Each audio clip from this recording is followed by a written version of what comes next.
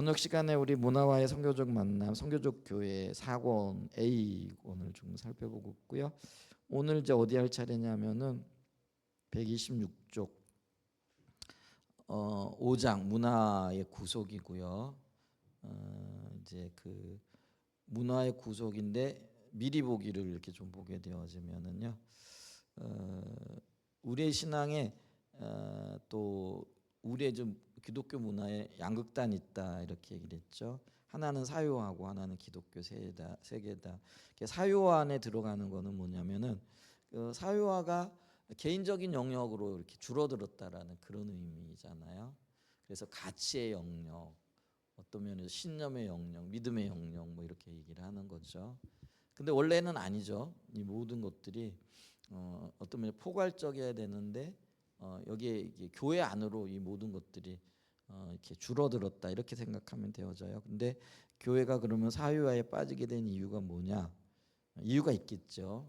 이제 그리고 난 다음에 그러면 이 사유화에 빠지게 되는 심각한 결과가 뭐냐? 이제 이렇게 얘기를 하고 있고요. 그 다음에는 이제 또한 거는 기독교 세계. 이 기독교 세계라는 거는 예를 들면은 크리스텐덤이라 그래 가지고요. 중세 사회와 같은. 그러니까 그때는 교회가 온 세계를 다 지배했거든요. 지금 이제 종교가 온 세계가 아니라 어떤 모든 가치를 이렇게 선점하고 있고 지배하는 게 예를 들면 이란 같은 경우 신정 국가잖아요. 그러니까 그들은 뭐예요? 그 종교가 그들의 모든 사회, 정치, 경제 뭐 이런 것들을 다 지금 통제하고 있는 거잖아요. 그게 이제 이슬람의 세계 뭐 이렇게 얘기할 수 있다는 거죠. 근데 한때는 기독교도 그랬거든요. 그게 중세 시대였어요. 그러니까 뭐 모든 정치, 경제, 뭐 사회, 문화 이 모든 것들이 종교의 통제를 받았거든요. 그럼 그런 세계가 이제 그런 어떤 면에서는 옳은 거냐? 그러니까 기독교의 극단적인 영역에서 사유화가 옳지 않듯이 기독교의 세계와 이것도 옳은 거는 아니라라는 거예요. 조화를 이루어야 되는 어떤 영역이지. 그래 양극단이라고 할 수 있는데 이런 어떤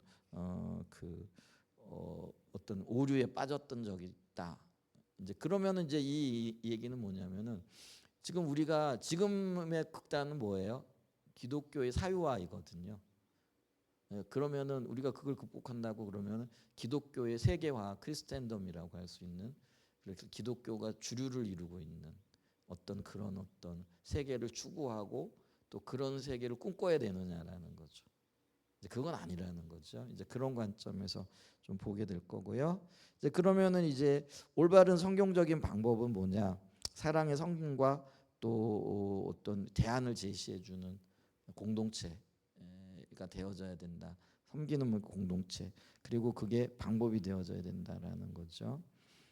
그래서 이게 올바른 방향을 찾아가는 것 이게 선교라는 거죠. 하나님이 의도하셨던 세계, 의도하셨던 교회, 세상을 만들어가는 것 이게 이제 선교이고 그거는 오직 섬김으로만 가능하다. 그래서 이게 선교적인 방법이 뭐냐?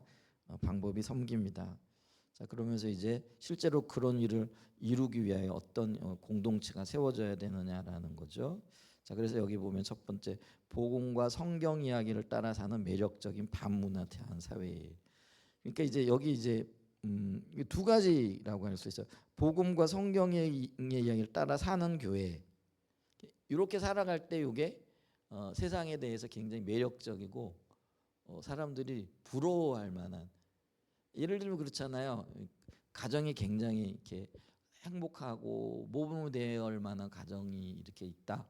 그러면은 그렇지 못한 가정은 그 가정을 보면서 어떻게 저 가정은 저렇게 살지 하고 이렇게 부러워하잖아요. 세상도 그렇다라는 거죠. 이제 바른 방법으로 혹은 또그 성경 이야기를 따라 복음을 따라 살아가게 되어질 때 여기는 당연히 열매들이 있겠죠. 그러면 사람들이 보고 야, 저 집은 혹은 저 교회는 저 사람들은 뭐 우리가 없는 걸 가지고 있네. 이제 그걸 보게 된다라는. 그러니까 이제 매력 있는 사람들이라는 거죠. 그러니까 초대교회 성도들에게는 뭐냐면은 복음 안에서 누리는 자유가 있어요. 그리고 그 자유가 본인들에게는 자유였는데 다른 사람들에게는 뭘로 다가왔느냐면요, 굉장한 매력으로 느껴졌거든요. 근데 이 자유라는 게 뭐냐면요, 내 마음대로 할 수 있는 그 자유가 아니에요. 이게 복음 안에서 자기를 절제하고 자기를 희생하는 자유. 이게 진짜 멋진 자유잖아요. 그러니까 예를 들면은 사랑하기 위해서 희생하고 헌신하는 그 자유라는 거예요. 그게 복음 안에서의 자유라는 거죠. 그러니까 이제 만약에 내가 내 마음대로 내가 원하는 거 모든 것들 이루는 게 자유라 그러면은요, 그거는 우리가 복음 안에서는 방종이 되어지는 거잖아요. 근데 주님의 뜻을 이루어가기 위한 자유. 근데 그게요, 때로는 희생으로, 또 때로는 헌신으로, 또 때로는 손해로, 때로는 갇힘으로, 뭐 때로는 여러 가지 고난과 박해로 나타나는 거예요. 근데 그리스도인들은요, 그거를 자유롭게 받아들였고요, 그걸 자신의 사명으로 받아들였다라는 거예요. 그거에 매이지 않았다라는. 그러니까 사도 바울이 그런 얘기를 하는 거예요. 나는 복음을 전함에 있어서, 또 주를 섬김에 있어서 가난에 처할 줄도 알고 부함에 처할 줄도 알고. 요게요, 사도 바울의 자유함이거든요. 얼마나 멋져요. 지금도 그 말 들으면 우리 가슴이 설레잖아요. 못 살아서 그렇지. 근데 그렇게 살고 있는 바울을 봤을 때, 그렇게 살지 못하고 있던 이방 사람들은 얼마나 시기도 나고, 또 어떤 때는 얼마나 부럽기도 하고, 야, 저 사람은 도대체 우리가 없는 그게 뭐지? 내가 갖지 못한 게 뭐지? 이런 생각을 하게 될 거 아니에요. 이제 그러면서 물어보는 거죠. 야, 당신은 구원을 가지고 있는 것 같은데, 그러면 우리가 구원을 받기 위해서는 어떻게 해야 돼? 그게 이제 사도행전 16장에서의 삶이잖아요. 그랬더니 사도 바울이 뭐예요? 우리가 어떻게 하면 구원을 받을 수 있죠? 이렇게 물어보니까 주 예수를 믿으라. 그리하면 너와 내 집이 구원을 얻으리라 하면서 해결책을 제시하잖아요. 멋진 삶이죠. 그러니까 해결책을 묻고 또 길을 물어볼 수 있다라는 거. 또 길을 물어볼 때 글쎄 말이야, 나도 잘 모르겠는데 이거보다 이렇게 하면 돼 하고 길을 제시해 줄 수 있는 거. 여러분 있잖아요. 요즘 제가 뭐 저한테는 그런 전화가 별로 없는데, 요즘은 없어요. 예전엔 조금 있었던 것 같은데, 제 아내 같은 경우는 전화가 요즘 와요. 그래서 뭐 상담도 하고요, 뭐 이것도 물어보고 또 어떻게 해야 되냐고 물어보고. 이제 그러면 이제 주로 제 아내는 스피커폰을 켜놓고 이제 같이 들으면서 같이 이제 뭐 조언을 하기도 하고, 또 뭐 물어보기도 하고, 뭐 이제 이런 일들을 하거든요. 이제 그럴 때는 이제 기도하는 가운데 이렇게 했으면 좋겠어요, 또 한번 기도해 볼게요, 또 기도해 보고 난 다음에 이런 마음 주시네요 하고, 뭐 이런 것들을 이렇게 나누거든요. 근데 이제 전화를 하는데 보면 또 여러분들이 이렇게 전화를 하시고, 또 어떤 분들은 반복적으로 전화를 하기도 하시거든요. 근데 이제 전화를 하는 이유는 뭐겠어요? 그래도 그게 길이 보이는 거죠. 해결책이 보이는 거죠. 만약 해결책이 없거나 뭐 길이 안 보이는데 같이 답답해야 할 것 같으면은 전화할 이유가 없잖아요. 물어보지도 않겠죠. 근데 이제 물어본다라는 거는 그래도 한 걸음씩 나가고 있다라는 얘기잖아요. 그래서 참 감사하긴 한데, 그런 이제 그리스도인의 삶이 같이 헤맬 게 아니라 누군가가 물어볼 때 내가 살아보니까요, 내가 기도해 보니까요, 내가 고민하고 내가 또 말씀을 이렇게 읽어보면서 이런 게 있는 것 같아요, 이걸 느끼고 있어요, 또 이렇게 하면 좋을 것 같아요 하고 해결책을 제시해 줄 수 있느냐라는 거예요. 이게 매력적인 대안이 되어진다는 거죠. 그러니까 사도 바울이 어떻게 하면 구원을 받아요? 했더니 주 예수를 믿어야 돼. 그러면 너와 내 집이 구원을 받을 거야. 요게 해결책이 되는 거잖아요. 그러니까 우리가 인생의 답답한 어떤 순간에 섰을 때, 그리고 누군가 그걸 물어볼 때, 그걸 향하여 이렇게 살아야 돼요, 이게 길이에요, 이걸 제시해 줄 수 있느냐라는 거예요. 많은 그리스도인들이요, 그 길을 몰라요. 자신도 몰라요. 그러니까 누가 물어봐도요, 제시할 수 없어요. 왜냐하면 그런 삶을 안 살아봤거든요. 고민해 보지 않았거든요. 그리고 먼저 이렇게 고민하며 나가면서 그걸 뚫어보지를 않았거든요. 근데 먼저 나간 사람은 뭐 이렇게 해보면 돼요. 여기로 가면 돼요. 먼저 이렇게 좀 시도해 보면 될 것 같아요. 요게 되잖아요. 근데 있잖아요. 주님을 찾고 구하고 고민하고 또 이 자유가 내 마음대로 하는 방종이 아니라 그랬잖아요.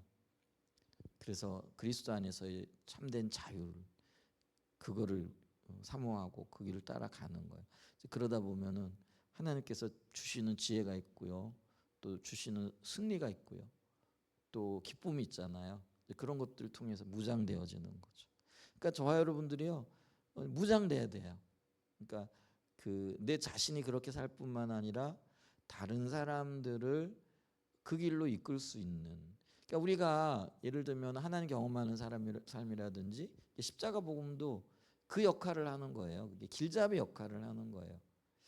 이제 모자나 헬브 블랙가비 목사님도 작년인가 재작년에 돌아가셨거든요. 뭐 표현이 좀 그렇지만 여주봉 목사님도 이제 모자나 돌아가실 거예요. 뭐 그분이 영원히 사실 거라 이거 아니거든요. 그럼 이제 이 십자가 복음이라는 책과 하나님 경험하는 삶 책은 이제는 이게 뭐 헨리 블랙가비 목사님을 뭐 이게 육성으로 혹은 뭐 다시 볼 수는 없잖아요. 근데 그분이 기록해 놓은 게 이게 길잡이가 되어져서 우리에게 이제 고전이 되어져 갈 거예요. 십자가 복음도 이제 그럴 거라는 거죠. 근데 이제 그게 그분들의 삶의 어떤 여정이고 고민의 흔적들이잖아요. 그리고 주님이 비춰주신 어떤 그리고 그렇게 치열하게 살았던 어떤 그 간증들이기도 하잖아요. 근데 이제 그게 어떤 분들은 하나님이 기록하셔가지고 남기게 하지만 어떤 분들은 저와 여러분들 같은 경우에는 삶의 현장에서 만나는 사람들에게 상담을 통해서 또 대화를 통해서 뭐 어떤 그런 작은 만남들을 통해서 그 길을 제시하게 할 거라는 얘기죠. 근데 제시할 때 그게 그런 것 같아요. 맞는 것 같아요. 또 그렇게 살아볼 때니 그렇게 되네요. 요게 이제 매력적인 대안 해결책이 되어지는 거죠. 근데 그럴 수 있어야 된다라는 거죠. 그게 이제 이게 먼저 제자된 자로서 어떤 면에서는 성숙과 성화의 과정을 거쳐가고 있는 사람들에게 나타나는 특징이라 이렇게 얘기할 수 있는 거죠. 이제 그게 이제 어떤 면에서는요 주님께서 우리를 리더로 빚어가시는 과정이에요. 그러니까 모든 그리스도인들은 리더라는 거죠. 어떤 특정한 사람만이 직함이 리더가 아니에요. 목사기 때문에 담임 목사기 때문에 리더가 아니고요. 뭐 표현이 좀 그렇지만 여전대회 회장이기 때문에 리더고 올코스 리더이기 때문에 리더가 아니에요. 그럼 뭐예요? 그 길을 제시해 줄 수 있는 사람이 리더라는 거예요. 담임 목사도 만약에 그 길을 제시 못하면은요 그 교회 리더가 되어질 수는 없어요. 그러니까 자리는 차지하고 있는 거죠. 근데 리더는 안 된다라는 거죠. 이제 그러니까 담임 목사인 저도 부지런히 주님을 따라가고 만약에 제가 주님 안 따라가면 금방 도태될 거예요. 뭐 이게 얼마 표는 안 날지 모르지만 근데 그게 만약 1년 2년 간다 이렇게 생각해 보세요. 금방 표가 나요. 뒤따라오는 분들이 앞서갈 거란 말이에요. 그럼 앞서가게 되어지면은 영적인 영향을 전혀 못 미치는 거죠. 이제 그러면은 자리는 차지하고 있지만 전혀 리더는 안 되는 거라는 거예요. 그러니까 우리가 이 매력적인 반문화 그러니까 대안을 제시할 수 있는 사람으로 세워져야 되는 거예요. 그러니까 우리가 부지런히 자라나야 될 이유가 여기 있다라는 거예요. 그러니까 침체에 있으면 안 돼요. 그러니까 침체에 있지 않다는 증거 중에 하나가 뭐냐면은 열정이 있느냐, 갈급함이 있느냐 이거죠. 우리가 넘어질 수 있어요. 그리고 좀 어떨 때는 뭐 지쳐 이렇게 고날 때가 있겠죠. 근데 그 자리에 한없이 있어서는 안 된다라는 거죠. 금방 털고 일어나야 돼. 그게 그리스도인이고요. 살아 있다라는 것의 증거가 되어진다는 거예요. 죽은 사람은 그냥 넘어져서 안 움직여요. 근데 살아 있는 사람은 뭐예요? 꿈틀거리면서 일어나잖아요. 다시 툭툭 털고 걸어가잖아요. 저와 여러분들이 그랬으면 참 좋겠다 이렇게 싶어요. 그래서 여기 보면은 이제 그러기 위해서는 여기 보면은 복음에 대한 이해가 있어야 되고요. 이 복음이 지금 어디로 움직이고 있는가 이게 지금 성경 이야기거든요. 복음이 우리가 오늘 오전에도 얘기했잖아요. 복음이 뭐예요? 뭐 예수 그리스도 그분을 얘기하고요. 또 그분이 행하신 일들이잖아요. 그리고 그분이 우리의 주대심이잖아요.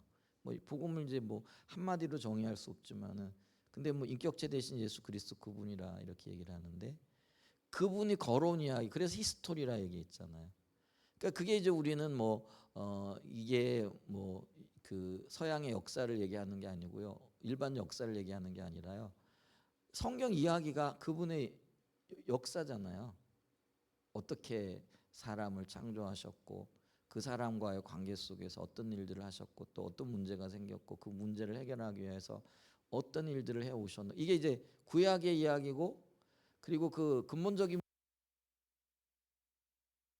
또 역사하고 계신 이야기 그게 이제 신학의 이야기잖아요. 그러니까 이제 이 이야기들을 우리가 잘 이해를 해야 돼요. 근데 이 이야기가 전체적으로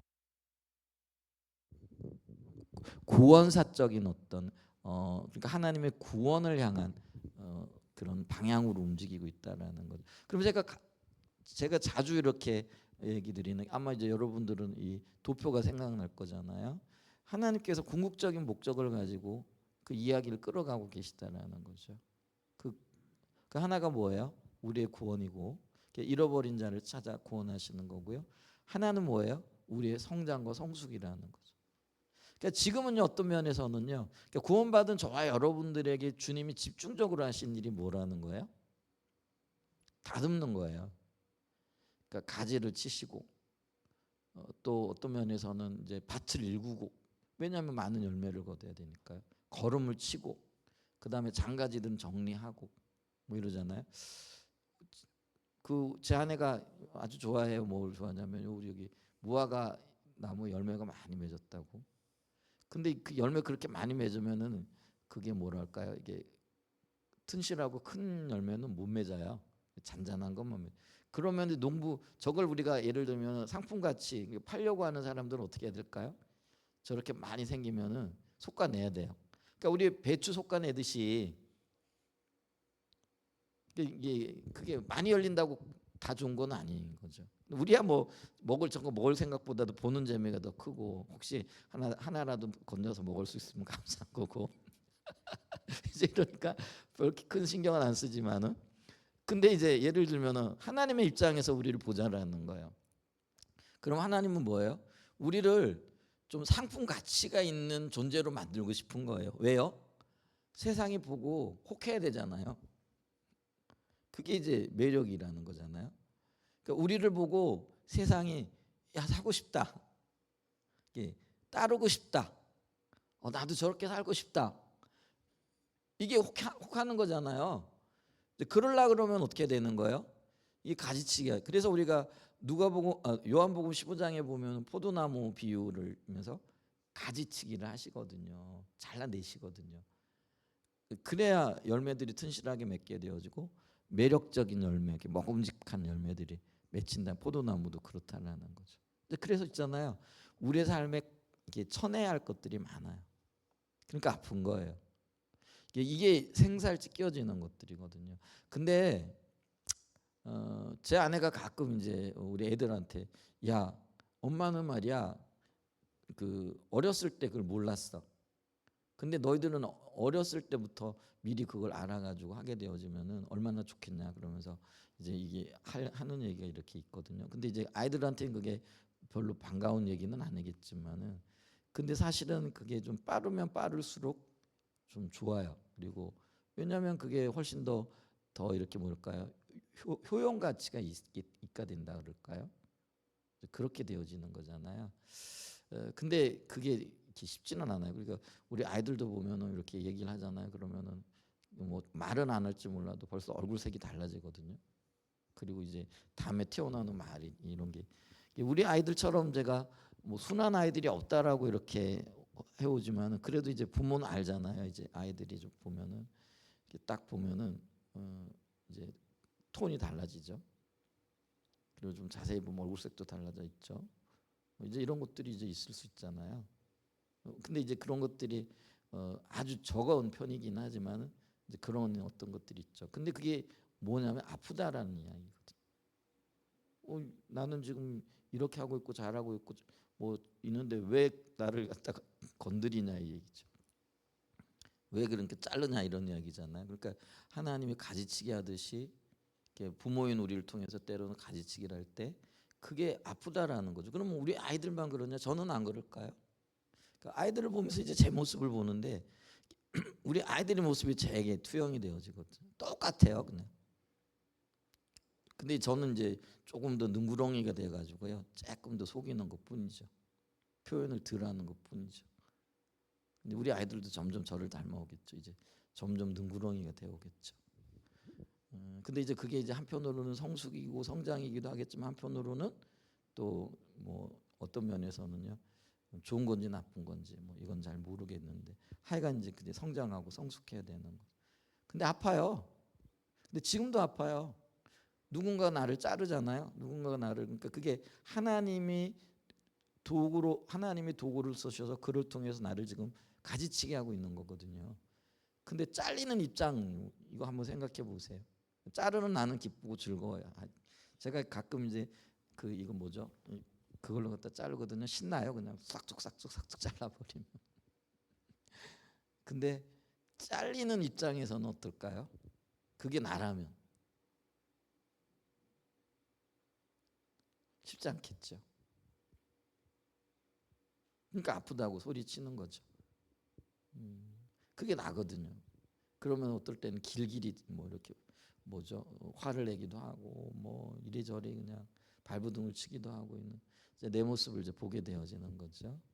이제 그러면서 울그락불그락 하다가 결국은 이제 포기 단계로 들어가는 거고 나중에 이제 수용하게 되는 거고 수용하면서 또 새로운 길을 발견하게 되어지고 또 성장의 길을 모색하게 되어지는 이제 그런 과정들을 이제 거쳐가고 있는 거죠. 이제 그러면서 이제 뭐예요? 매력적인 과일을 맺게 되는 거야. 그게 이제 그리고 어떤 해결책을 제시해 줄 수 있는 사람으로 익어가는 거죠. 지난번에 갔던 어떤 목사님이 그 노사연이 왜 그 부부 노래 한 게 있죠. 뭐 우리는 늙어가는 게 아니라 뭐 익어가는 거 이런 가사 내용 있잖아요. 은혜 받았다고 그 얘기를 이렇게 하더라. 그러면서 이제 그렇죠. 근데 이게 부부 관계 문제일 뿐만 아니라 우리가 나이가 들어간다라는 건 늙어가는 게 아니라 익어가는 거죠. 성장해 간다라는 그런 어떤 관점으로도 이렇게 볼 수가 있는데 그러면서 이제 우리 인생의 어떤 해결책을 주님 안에서 찾아가는 거고 그리고 내가 발견한 이 해결책을 이제는 다른 사람들에게도 나눌 수 있는 거죠. 적용시켜 줄 수 있는 거고 이게 참 귀한 일이잖아요. 근데 그걸 거부하잖아요. 그러면 나눌 게 없어요. 뭐 과일이 없으니까 열매가 없으니까 열매가 있어야 그걸 나누죠. 이제 그런 이제 그게 이제 반문화 대한 사회를 제시해 줄 수 있는 거죠. 그래야 된다. 근데 그러기 위해서는 뭐 해야 된다고요? 복음과 성경 이야기를 따라. 그래서 하나님이 지금 어떤 일들을 해오셨는가. 그래서 지금 저희들이 성경 이야기를 살펴보고 있는데 그래서 그 성경 이야기 속에서 뭘 하고 계신가. 그래서 지지난주에 느헤미야 그 에스라 느헤미야서를 다뤄봤잖아요. 이제 그러면서 에스라와 느헤미야를 통해서 어떤 이야기를 하고 있는가. 이제 그게 이제 우리의 세계관과 어떻게 그걸 하나만 보게 되어지면 에스라 느헤미야를 지금 이야기하고 있네. 그게 아니고요. 이거를 전체적인 주제와 연결시켜 볼 수 있어야 된다라는. 근데 이제 그게 우리는 약하잖아요. 말 안 해주면 몰라요. 우리의 약점이 뭐냐면은요. 아는 것 같은데 이거를 하나하나 찝어주지 않으면 잘 몰라요. 근데 이제 또 목회자 입장에서 다 알겠거니 하고 넘어가요. 그럼 또 몰라요. 그럼 이제 제가 학생으로 배우잖아요. 그러면은 또 이게 선생 되시는 분들이 안 찝어주면 몰라요. 그분들도 알겠거니 하고 그냥 넘어가거든요. 근데 또 몰라요. 이게 참 묘한 것 같아요. 이게 주님이 지혜를 주셔야 되는. 그러니까 있잖아요. 선생 된 자도 부지런히 배워야 돼요. 그리고 또 부지런히 가르쳐야 되고요. 그러니까 여러분들도 부지런히 배우시면서 또 누군가를 가르쳐가면서 이렇게 사셔야 돼요. 아멘. 그런 은혜가 굉장히 필요한 것 같아요. 그러면서 이제 여기에 따라오는 게 이제 그러면은 공적 진리로서의 이게 포괄적인 복음이라고 얘기할 수 있겠죠. 그러니까 이 복음이 우리 개인적인 어떤 영혼 구원에만 미치는 게 아니라 이 땅의 모든 삶의 원리들 이 땅의 모든 이게 정치, 경제, 교육, 문화, 뭐 국방 그런 얘기를 하는 거예요. 근데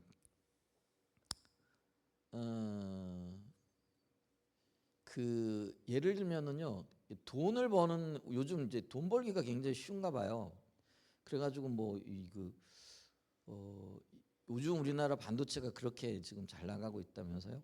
뭐 그랬더니 노조에서 뭐 우리도 좀 달라 그래서 뭐 이익의 15%를 달라 그랬잖아요. 그래가지고 지금 막 줄다리를 일을 하고 있잖아요. 근데 그건 그거고 이제 또 거기에 이제 투자를 해가지고 돈을 많이 번 분들도 이제 이렇게 계신 것 같기도 하더라고요. 우리나라 이제 저기가 잘 나가니까. 근데 이제 그게 있잖아요. 돈을 버는 방법도요. 이 성경적인 원리와 세계관이 적용되어져야 된다라는 거예요. 그러니까 교회 생활하는 데만 이게 적용되어지는 게 아니라. 그럼 돈을 버는 방법에 예를 들면은 어떤 분이 저기 그 잘잘법인가 거기에 나와가지고 어떤 분이 이런 얘기를 하더라고요. 그러면 우리가 이 경제 원리를 따라 주식을 이렇게 투자를 하는데 어떤 주식을 사느냐도 우리가 예를 들면 뭐 성경적인 원리를 따라가야 된다. 저는 일리가 있다고 생각을 해요. 예를 들면은 우리나라 지금 K 방산 지금 굉장히 잘 되고 있잖아요. 근데 이건 한편으로 굉장히 염려스러운 거예요. 제가 보면. 왜냐하면 어쨌거나 무기는 사람 죽이는 거잖아요. 근데 이제 우리는 그걸 자랑하고 옛날에 제가 이렇게 들을 때 김구 선생이 이런 얘기를 했어요. 그 백범일지인가 이런 데 보면은 그게 뭐냐면은 그게 이제 일본 사람들한테 했던 얘기 그게 뭐냐면은요. 무기로 흥한 자는 무기로 망한다라는 거예요. 그러니까 우리나라가 지금 무기가 굉장히 잘 만드는가 봐요. KF-21, 뭐 K9 또 뭐 또 탱크 뭐 또 뭐 미사일 뭐 현무 5, 뭐 현미 6, 뭐 그러면 또 괴물 미사일 뭐 이런 거 잘 알죠. 남자다 보니까 이제 그런 것들 관심이 있어가지고 가끔 제가 이제 그런 것들을 이제 보기도 하거든요.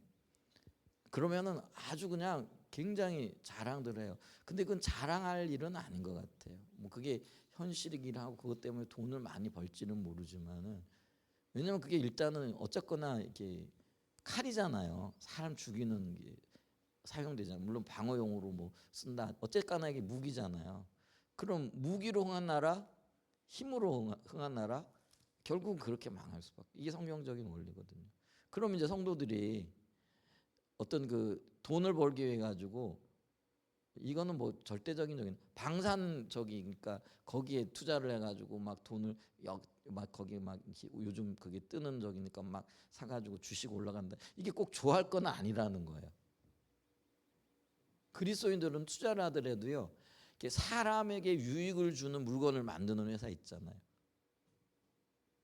이제 그런 회사에 잘 투자를 해가지고요. 뭐 투자하는 거는 뭐 성경에 있잖아요. 여러분 보면요. 이 잠언 이런 데 보면은 무역하는 자로 표현된 게 투자하라는 그런 게 있거든요. 그러니까 이게 투자가 잘못됐다라는 거는 아닌 것 같아요. 근데 이제 그런 것들을 하되 뭘 만드는 회사인지 그 회사가 뭐 어떤 가치를 가지고 있는지 사람 죽이는데 올인하는 회사인지 살리는 회사인지 이것 정도는 알고 우리가 투자를 해야 되잖아요. 그게 이제 성경은 사람 살리려고 하는데 근데 무기 만들어 가지고 이거 그러면 어떡할 거예요? 참 그렇잖아요. 그래서 이게 K 방산이 잘 나가서 좋아할 이게 우리나라가 뭐 이렇게 어떤 데 1등이다 2등 그거는 기분이 좋지만은 근데 한편으로 이게 어떤 신앙적으로 생각해 보면 야 무기 잘 만들어 가지고 무기를 가지고 세상을 호령한다. 이게 꼭 성경적인 가치관은 아니란 말이에요. 힘으로 우리가 세상을 지배할 것도 아니고 오히려 성경은 뭐라고 얘기를 해요? 섬김을 통해서 헌신을 통해서 희생을 통해 가지고 주님의 나라를 세워가라고 얘기를 하는데 그래서 우리가 이 경제적인 원칙에서도요 그거를 좀 봐야 된다란 말이에요. 그래서 경제적인 투자, 뭐 주식 투자 뭐 이런 걸 하시는 분들도 그런 거는 배제가 돼야 돼요. 그러니까 이게 좋은 회사를 찾는 것도 이게 주님 주신 지혜가 필요한데 근데 원칙이 있어야 된다라는 거예요. 이렇게 무기 만들어 가지고 사람 죽이는 회사에 투자해. 그러면 그게 뭐 표현이 그렇지만 내 돈이 일단 무기 만드는 그 일에 협력하는 거고 쓰여지는 거잖아요. 근데 그게 바람직하냐라는 거. 그게 성경적인 어떤 세계관과 구원의 이야기와 이런 것들과 어울리느냐는 거죠. 그게 아니라는 거죠. 그러면 어떻게 될까요? 뭐 이제 그거는 이제 주님 주시는 지혜를 따라 가지고 이제 인도를. 왜냐하면 좋은 회사들도 참 많잖아요. 저는 모르겠지만은 그럼 이제 그런 회사들을 잘 고를 수 있어야 되겠죠. 그게 이제 지혜가 필요하고요. 그래서 이제 그게 공적 진리가요. 이게 이 성경적인 어떤 진리가요. 교회에서만 적용되어서는 안 된다라는 거예요. 그러니까 회사를 운영하는데도 적용이 되어져야 되고, 그 다음에 뭐예요? 의사들이 의료 행위를 하는데도 적용이 되어져야 되고요. 선생님들이 학교에서 가르칠 때도 적용이 되어져야 돼. 그게 적용이 안 되지니까 어떻게 되는 거예요? 유치원이나 어린이집에서 애들 막 괴롭히는 거 힘들다고. 그럼 막 학대하고 막 이런 사건들이 일어나잖아요. 그분들은 아마 교회를 안 다니는 분이라고 생각을 하지만은 과연 다 그럴까라는 거예요. 교회 다니는 분들도 그런 일이 있을 수 있는데, 그러면 그분들은 교회 가서는 열심히 기도할지 모르지만은 자신의 직장에서 살아가는 삶은요 전혀 성경적인 복음의 진리를, 성경적인 가치관과 성경의 이야기를 따라 안 사는 거잖아요. 그게 사유화예요. 그게 이제 공적인 진리가 안 되어진 거예요. 이제 그러니까 복음과 성경 이야기를 따라 사는 매력적인 반문화대한 사회를 제시한다는 것은 공적인 진리로서, 그러니까 우리의 삶의 모든 영역에서 성경 이야기를 따라야 된다라는 이 복음에 대한 확신이 분명해야 된다라는 거예요. 그러니까 내가요, 그러니까 직장에서 뭘 하든지 간에, 어떤 일들을 하든지 간에, 그리고 그 직업이 무엇이든지 간에, 어느 위치에 있든지 간에 우리는 똑같은 원리를 적용해야 되고 그걸 따라 살아가야 된다. 그게 뭐예요? 복음이 되어져야 된다. 그게 공적인 진리로서의 복음이라는 거예요. 아멘. 그래서 그게 대한 확신이 있어야 되고, 그 확신은 어떻게 돼요? 실제로 구현이라는 건 뭐예요? 구체화되어진 어떤 현상들이 나타나야 된다는 거죠. 삶의 모습들이 있어야 된다. 그런 공동체가 필요해요. 그게 교회가 되어져야 된다. 그러니까 우리가 이곳에서 서로 힘을 주고 받는 거죠. 그러면서 우리가 어떤 삶을 살아야 되는지 말은 안 하지만은 또 기도하면서 설교를 들으면서 책을 읽으면서 참 감사하죠. 저희 교회가요, 뭐 다른 교회도 마찬가지겠지만은 책도 좀 많이 읽는 편이잖아요. 교육위원회에서는 이 책을 지금 뭐죠? 본질, 회심의 변질, 회심의 변질 읽고 있잖아요. 그다음에 이제 초대 기독교의 어떤 모습들을 요거 다음 달에 볼 거거든요. 그러면서 이제 우리가요 그런 책들을 읽으면서 전혀 생각지도 못했던 어떤 것들을 깨닫게 되어지면서 신앙에 대한 어떤 것들을 세워가잖아요. 세계관 문제 고민해 본 적도 없어요. 근데 이제 책들을 보고 또 공부하고 이러면서 야, 우리가 지금 알고 있었던 신앙이 이게 아니구나. 근데 이게요, 저 얼마나 감사한지 모르겠어요. 이런 생각도 안 해보고 신앙생활 하는 분들도 참 많거든요.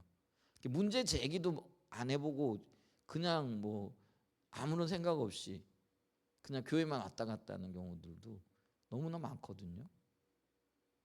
실제로 한번 여러분 주변에 만나는 분들 한번 물어보세요. 세계관이 어쩌고 뭐 또 뭐 우리가 지금 고민하고 있는 뭐 이런 부분들 또 이거 물어보면은요 별로 관심이 없을 거요. 왜냐면 그런 얘기를 들어본 적이 없으니까. 그냥 예수 믿으면 잘 산다는 그 얘기만 듣고, 또 잘 살기 위해서는 열심히 기도해야 된다. 여러분 우리가 열심히 기도해야 되는 거 맞아요, 안 맞아요? 기도해야 돼요. 근데 우리 잘 살기 위해서 기도하는 거 아니에요. 그럼 왜 기도해요? 주님 뜻대로 살기 위해서 기도하는 거예요. 그잖아요. 그러니까 같은 기도인데 기도하는 이유가 전혀 다른 거예요. 근데 우리는 겉으로 볼 때 저분 참 열심히 기도하니까 신앙생활 잘하고 있겠거니 생각했는데, 근데 그게 언제 나타나요? 결정적인 문제가 생길 때 그 신앙의 바탕이 드러나 버리더라는 거예요. 근데 지금 우리의 신앙 바탕은 어떤가요? 어떤 역경이 오고 어떤 어려움이 와도 굳건하게 주님이 의도하고 계시고 우리 인도하고 계시다라는 분명한 본질적인 어떤 복음 앞에서 흔들리지 않는 모습이냐라는 거죠. 우리가 그걸 추구해 나가고 있는 거죠. 만약에 그런 것들이 있다면은 우리는요 지난 수년 동안 어쩌면은 여러 가지 고민하고 왜 이런 어떤 면에서 이런 일들이 있느냐 이런 것들을 뭐 따지고 그러면서 하는 가운데 우리 자신도 모르게요 엄청나게 성장한 거예요. 가끔 여러분들 그 생각 안 드세요? 야, 내가 많이 자랐네. 이 생각 안 드세요? 교만하라는 얘기가 아니고요. 우리가 이런 삶을 추구해온 결과요. 나도 모르게 어떤 상황을 보는 인식, 환경을 보는 인식, 사람을 보는 눈이 조금씩 변해 있는 나를 발견하게 될 거라는 거예요. 그게 이제 자기 중심성에서 조금씩 벗어나면서 하나님 중심적으로 이를 신앙이 보이는 거예요. 우리 교회에 지금 보니까 그것 때문에 지금 씨름하고 있는 분들이 계세요. 근데 어떤 면에서는 혹독하게 더 다루어져야 돼요. 이게 잔인한 소리처럼 들릴지 모르지만은 그렇지 않고는요 이게 벗어날 수가 없거든요. 근데 이렇게 혹독하게 다rum을 받으면서 때로는 눈물을 흘리면서 이게 빚어지고 다듬어지는 거예요. 그러니까 잘하고 있는 거죠. 그러니까 하나님께서 지금 잘하고 계신 거예요. 예. 우리가 좀 하나님을 칭찬해 드려야 돼요. 뭐 불경경하나 아니요 하나님 잘하고 계십니다 하고 이렇게 말씀을 드려야 되는 거예요. 그게 지금은 당장 아픔일지 모르지만은요 그분을 위해서도 그렇고 또 우리 공동체를 위해서도 너무나 소중한 일들이 일어나고 있는 거예요. 그러니까 일어나야 할 일이 일어나고 있는데 그게 유익한 일들이 일어나고 있는 거죠. 당장은 아프지만은 당장은 괴롭죠. 가지치기 할 때 힘들다고 소리치잖아요. 그러듯이 지금 내가 가지치기를 당하고 있으니까 괴롭고 힘든 시간들을 보내고 있는 거죠. 근데 그걸 통해서 어떻게 하는 거예요? 그 진리가 내 삶에 적용되어지고 구현되어지는 삶을 살아가야 된다라는 거. 그게 교회예요. 그리고 교회에서 그 일이 일어나야 돼. 그리고 저와 여러분이 교회잖아요. 그게 일어나야 된다. 직장에서, 가정에서, 학교에서, 여러분이 있는 그곳에서, 제가 있는 그곳에서 이런 것들이 일어나야 된다라는 거죠. 자, 그러면서 두 번째 이제 공적인 영역에서 각자의 부르심 이게 사명이라고 있습니다. 소명은요 우리가 그리스도인 됨이에요. 주님 따라가는데 사명은 그리스도인으로서 각자에게 맡겨진 각각의 일이거든요. 이게 이제 비전이라고 할 수도 있어요. 그러니까 한사랑 예전교회는 예전교회에 주어진 비전이 있는데 그 한사랑 예전교회의 비전 안에서 그 비전을 바라보고 또 각자가 해야 될 일이 있잖아요. 목사인 저는 목사로서 또 성도인 여러분 성도로서 또 예를 들면은 그 여전도 회장은 여전도 회장으로 남전도 회장은 남전도 회장으로 혹은 뭐 주일학교 교사는 교사에 그러니까 이제 그 하나님의 비전을 각자의 위치에서 부르심의 앞에서 각자가 수행해야 될 일이 있다라는 거예요. 그걸 잘 감당해 나가는 거죠. 그래서 이 공적인 영역에서 각자의 부르심을 따라서 우리가 이 그 주님의 뜻을 이루어 하나님의 뜻이 이루어지도록 몸부림치는 게 선교적인 삶이거든요. 선교적인 삶이 뭐냐? 하나님의 뜻이 이루어지기 위하여 치열하게 사는 거예요. 선교적인 삶을 살고 따라가는 성도들의 삶이 되어져야 된다라는 거죠. 그러면서 이게 있어요. 공동체의 삶과 각 성도의 삶의 균형이 중요하다. 이게 공동체와 개인이 어떨 때는 공동체가 중심이 돼야 되고 어떨 때는 개인이 앞서가야 돼요. 이게 일방적으로 흐르는 게 아니라 여기 조화를 이루어야 된다라는 그런 의미가 되어지기도 해요. 그래서 이 균형이 굉장히 중요하고 역사적인 예를 이렇게 들어보게 되어지면 이게 이제 초대교회에서 어떤 일이 일어났는가 이런 것들을 이제 살펴보면은 5장 문화의 구속 속에서 하고자 하는 이야기가 뭔가 이런 것들이 좀 보여지는 거예요. 미리 좀 이렇게 봤고요. 오늘 조금이라도 해야 되는데 요거 좀 나누다 보니까 뭐 전체적인 걸 봤어요. 그러면서 이제 또 좀 읽어가면서 이렇게 좀 봤으면 좋겠다 이렇게 싶습니다. 네, 오늘 주일 애들 많이 쓰셨고요. 또 이제 또 한 주간 또 주님 안에서 각자의 위치에서 또 이번 주간에는 특별히 컨퍼런스라는 큰 축제죠. 이제 축제 현장에서 또 참여하시는 분들이 있고 또 못 가시는 분이지만 또 함께 하시는 분들이 있고 또 여러 가지 이유로 함께 하지 못하시는 분들도 계신데 우리에게 각자의 삶의 자리에서 우리가 주님을 신뢰하고 또 주님과 함께 동행하는 그런 삶을 살아갔으면 좋겠습니다. 주님을 신뢰하고 나가는 저와 여러분 되시기를 예수님의 이름으로 축복합니다. 기도하겠습니다.